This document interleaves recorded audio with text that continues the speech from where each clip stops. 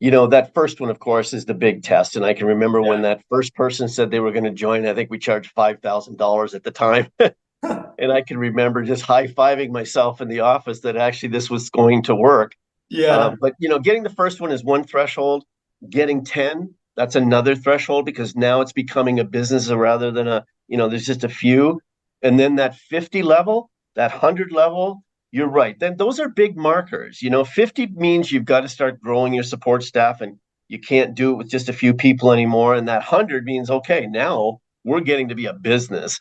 And now I would say 250, where we are right now, is another level where it's becoming a large business, Yeah. in the sense that it involves more than 500 people. So Yeah. that's another stepping stone. I think maybe there's another one at 1,000. We'll see. It's crazy. I And hope we'll see. How's that? you guys are averaging about, what is it, 9 placements a month right now?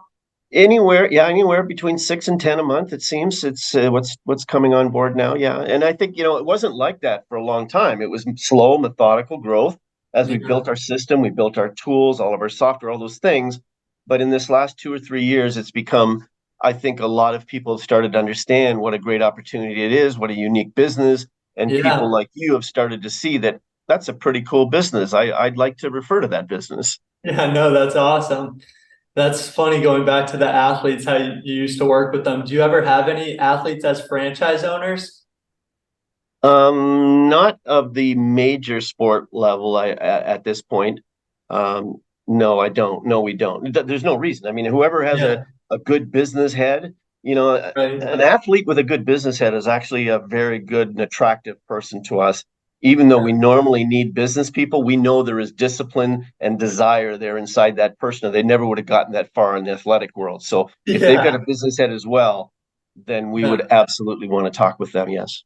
No, that's super interesting. And kind of just as a broker, just one of the candidates I'm thinking about, just in the franchising system. Can you help us as you kind of scaled the business and now you're at about 250? That's a pretty crazy progress.